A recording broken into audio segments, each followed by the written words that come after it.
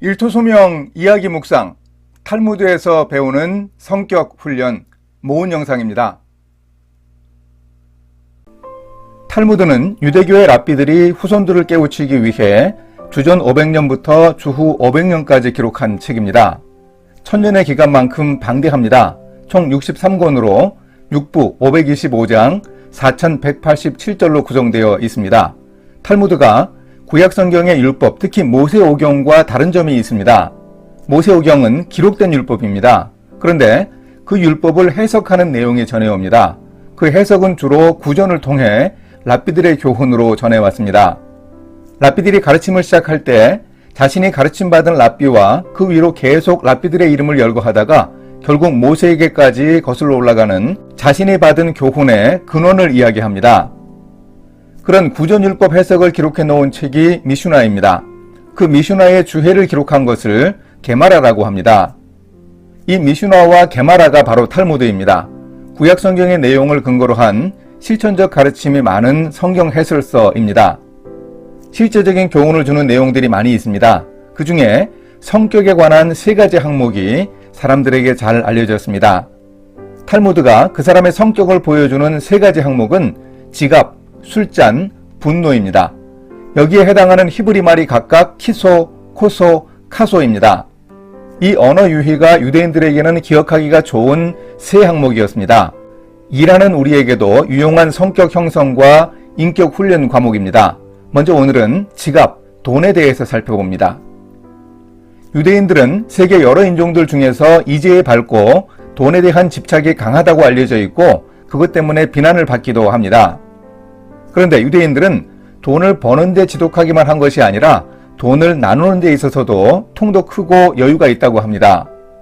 주전 60년에 바벨론에서 태어난 랍비 힐렐은 나중에 자신의 이름을 딴 학파를 이루었는데 나눔에 대해서 이렇게 말합니다.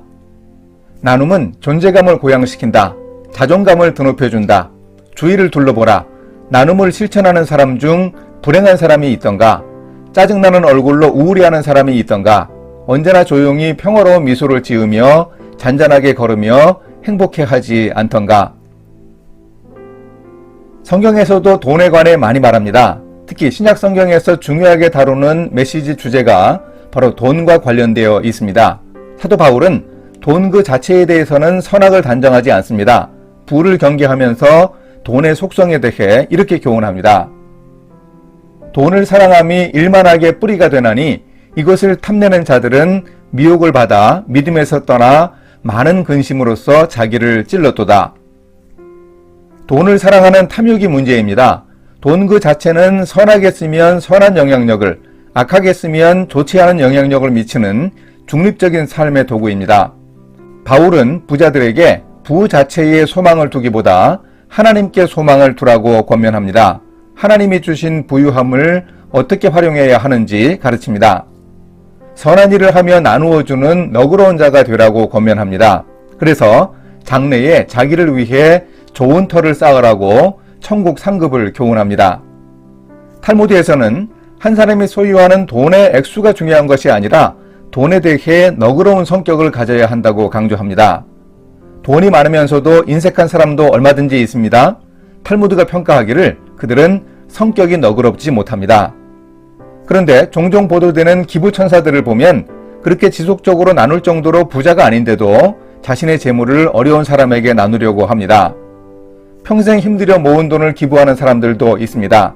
그들은 부자가 아니라 성격이 너그러운 사람들이라고 탈무드는 평가합니다.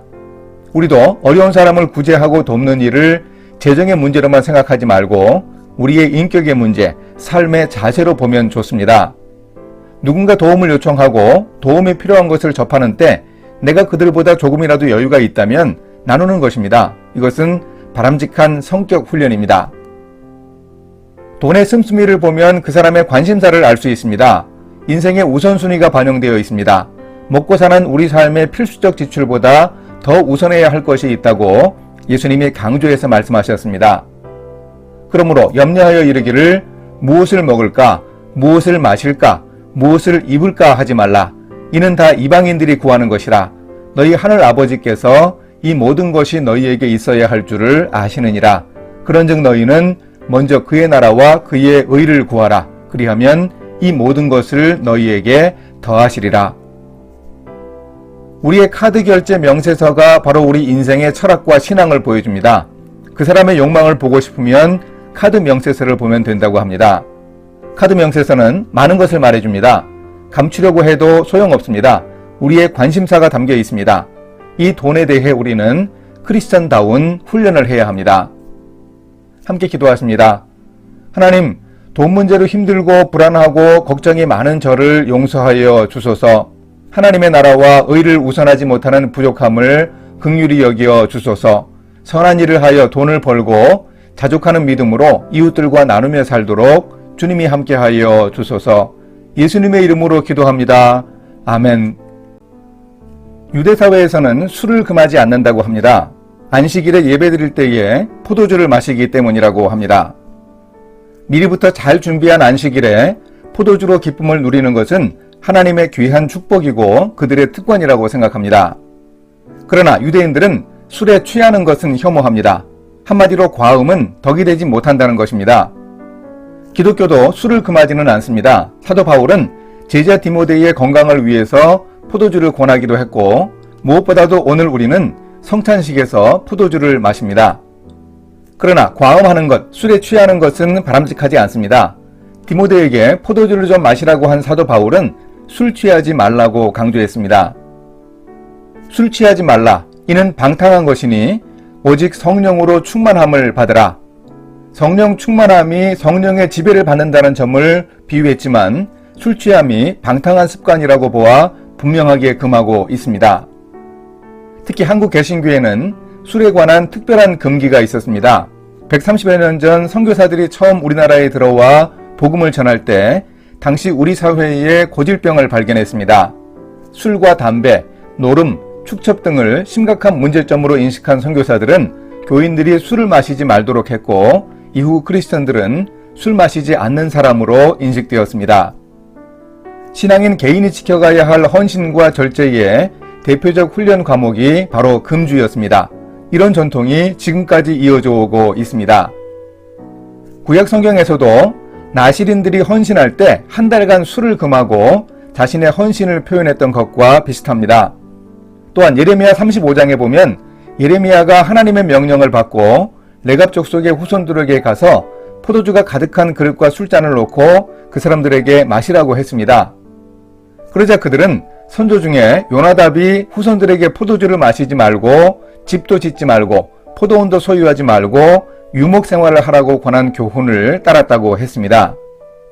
가나안의 풍족한 문화 속에 농경신을 섬기면서 그들의 타락한 종교를 따르지 않고 광야에서 유목 생활을 하고 술도 안 마시면서 헌신하는 삶을 살고 있었습니다. 이런 레갑 사람들을 하나님이 복주십니다.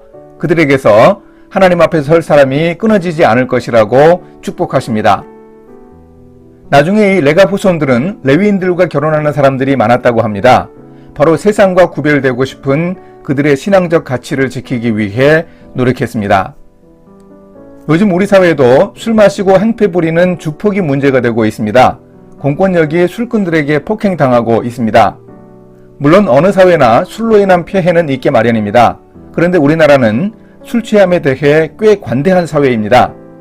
술 취해서 저지른 범죄가 심신미약으로 감형의 요인이 되는 것을 저는 도저히 이해할 수 없습니다. 아니, 이해하고 싶지 않습니다. 또한 술로 인해 얼마나 많은 부작용이 생깁니까? 술자리와 연관해 성적 범죄가 일어나고 음주운전과 알코올 중독 등 건강상의 문제도 생깁니다. 그래서 아예 금주를 법으로 정하는 사회도 일부 있고 그런 시대가 있기도 했습니다. 하지만 술을 금하는 것도 자유를 거스르는 과도한 법이라고 생각합니다.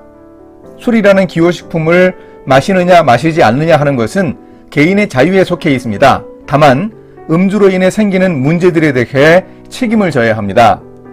이런 점에서 유대인들은 음주를 성격의 문제로 다룹니다. 술 취하지 말라고 한 것은 바로 술로 인한 일에 책임을 져야 하는 것으로 보았습니다. 우리 사회에서 술 문제는 습관의 문제이고 문화의 문제인 것과 비슷합니다. 술로 인한 좋지 않은 결과들을 보면서 술 문화를 바람직하게 고쳤으면 좋겠다는 바람이 있습니다. 술에 대한 절제가 꼭 필요합니다. 술에 대해서 이런 절제를 훈련하면 다른 영역에서도 절제할 수 있습니다. 성령의 열매에도 나오는 절제의 미덕은 우리 삶에서 매우 유익합니다. 즐거움을 누리되 정도를 지나치면 못 미치는 것과 같습니다. 이 술 습관은 단지 술에 관한 습관만이 아니라 우리 인생에서 즐거움과 쾌락을 추구하는 습관이기도 합니다. 인생에 즐거움이 있어야 합니다. 목표만을 위해서 인생을 매진하다 보면 능력도 한계가 있고 예상 못한 악재가 생기기도 합니다. 쉬었다 가는 일이 필요합니다. 즐거움을 찾아보는 것입니다. 취미생활이나 개인기도 고수의 경지에 오르면 높은 곳에서는 서로 통합니다. 나 자신의 일과 인생에서도 교훈을 얻고 무언가 막혔을 때 돌파구를 열어주는 아이디어도 얻을 수 있습니다. 바로 이런 인생의 즐거움이 우리 삶을 부드럽게 해줄 것입니다. 인생의 즐거움을 누리고 또한 절제할 수 있는 훈련을 할 수 있어야 하겠습니다. 함께 기도하십니다. 하나님, 술이 문제가 되는 사회와 일터에서 살아가고 있습니다. 나시린의 헌신처럼 레갑족속 후손들의 구별된 가치와 헌신을 배워 절제를 훈련하기 원합니다. 인생의 즐거움을 찾고 절제를 실천하며 바람직한 성격 훈련을 할 수 있도록 인도해 주소서. 예수님의 이름으로 기도합니다. 아멘. 화를 잘 내는 사람들이 왜 화를 내는지 지적당하면 성격 탓이라고 말하곤 합니다. 문제는 그렇기 때문에 고칠 수 없다는 생각입니다. 내 천성인 걸 뭐. 화를 잘 내는 것은 그 사람 성격인데 어쩌겠어. 그러나 화를 잘 내는 것은 안 좋은 습관입니다. 성격이라면 고쳐야 할 성격입니다. 사도 야고보는 말했습니다. 내 사랑하는 형제들아, 너희가 알지니 사람마다 듣기는 속히하고 말하기는 더디하며 성내기도 더디하라. 사람이 성내는 것이 하나님의 의를 이루지 못함이라. 분노는 하나님이 기뻐하시는 바람직한 관계를 제대로 가질 수 없게 만듭니다. 그렇더라도 화를 내는 것을 당장 중단하기가 쉽지 않습니다. 그래서 야고보는 화를 내지 않을 수는 없지만 화를 천천히 내라고 합니다. 구체적인 방법도 제시하고 있습니다. 듣기를 잘해야 합니다. 경청이 중요합니다. 제대로 듣지 않아서 상황도 제대로 파악하지 못하고 분노의 감정을 발산하는 일은 바람직하지 못합니다. 물론 의분이 있습니다. 불의를 보고 참지 못하는 정의로운 분노입니다. 다윗이 골리앗을 보고 떨쳐 일어난 것이 바로 의분입니다. 예수님이 제사장들과 결탁해 성전에서 제물을 팔면서 폭리를 취하며 장사하는 사람들을 보고 채찍을 들고 내쫓으신 일은 바로 의분이었습니다. 안토니오 요새의 망대에서 로마군 수비대가 보초를 서고 있다가 폭동이 일어난 줄 알고 진압하러 올 수도 있었습니다. 그런 위험을 감수하고 예수님이 의분을 표현하셨습니다. 그런데 다윗이 부자였던 나발에게 모욕당하자 그 집안 사람들을 다 죽이겠다며 무장한 400명의 부하들과 함께 출병한 일은 의분이 아니었습니다. 모욕당했다고 칼 빼어 휘두르면 세상 사람들이 남아나지 않습니다. 의분은 그 사람이 세상에 대해 얼마나 관심을 가지고 있는지 확인해 줍니다. 우리는 분노해야 할 때는 분노해야 합니다. 나쁜 침묵이 있습니다. 이것은 무지일 수도 있습니다. 몰라서 침묵하지 말고 배워서 알아야 합니다. 사도 바울은 분노에 대해서 이렇게 교훈합니다. 분을 내어도 죄를 짓지 말며 해가 지도록 분을 품지 말고 마귀에게 틈을 주지 말라. 표현해야 할 분노가 있다고 바울도 지적합니다. 그런데 화를 내더라도 죄를 짓지 말라고 합니다. 분노를 다스리는 방법을 바울은 알려줍니다. 화가 나도 죄를 짓지 않기 위해서는 오래 끌지 말라고 합니다. 분노와 함께 보통 따라오는 죄악된 요소가 있습니다. 욕설이라든지 물리적으로 폭력을 행사하는 것, 지속적으로 문제제기하며 미워하기 등을 하지 말아야 합니다. 해가 지도록 분을 품지 말라는 뜻은 유대인들의 하루 개념에서 다음 날까지 분노를 연장하지 말라는 뜻입니다. 잠자리에서 우리는 하루를 돌아보면서 하나님이 마음을 다스려 주시길 기도할 수 있습니다. 화가 났던 일도 주님께 맡기고 마음을 정리할 수 있습니다. 이렇게 분노를 그날 풀지 못하고 미루면 마귀가 우리를 넘어뜨리고 미혹할 가능성이 많습니다. 우리가 왜 화내기를 그만두거나 줄여야 하는지 누구나 그 이유를 다 압니다. 분노는 상대방에게 엄청난 상처를 줍니다. 공동체 구성원들의 정신 건강에도 해롭습니다. 인간관계도 망가지기 쉽습니다. 타인과 공동체 사람들만 힘들게 할 뿐 아니라 누구보다도 본인에게 좋지 않습니다. 정신적으로나 육체적으로 다 좋지 않습니다. 그런데도 우리는 화를 버럭 내면서 성격 탓을 합니다. 별것 아닌 문제를 가지고 예민하게 반응하면서 주변 사람들을 놀라게 합니다. 그런 성격이 형성되도록 화내는 것이 습관이 되어버렸기 때문입니다. 그러니 조금씩 습관을 고치기 시작해야 합니다. 노력하면 성격도 바뀔 수 있습니다. 분노의 감정을 폭발시키는 문제는 직장생활은 물론이고 가정에서 부부관계나 부모자녀 관계에서도 마찬가지로 어려움을 줍니다.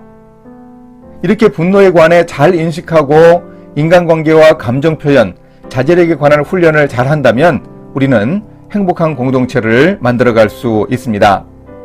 유대인들이 지갑, 술잔, 분노를 사람들의 성격에 있어서 중요한 요소로 여기는 것에 착안해 3가지 성격 훈련에 대해 생각해 봤습니다. 특히 일하는 사람들에게 요긴한 교훈입니다. 우리가 성격 훈련을 잘하면 조금씩 성격도 변하고 바람직한 인품을 형성해 갈 수 있습니다. 또한 우리 공동체의 분위기도 좀 더 발전적으로 나아질 수 있습니다.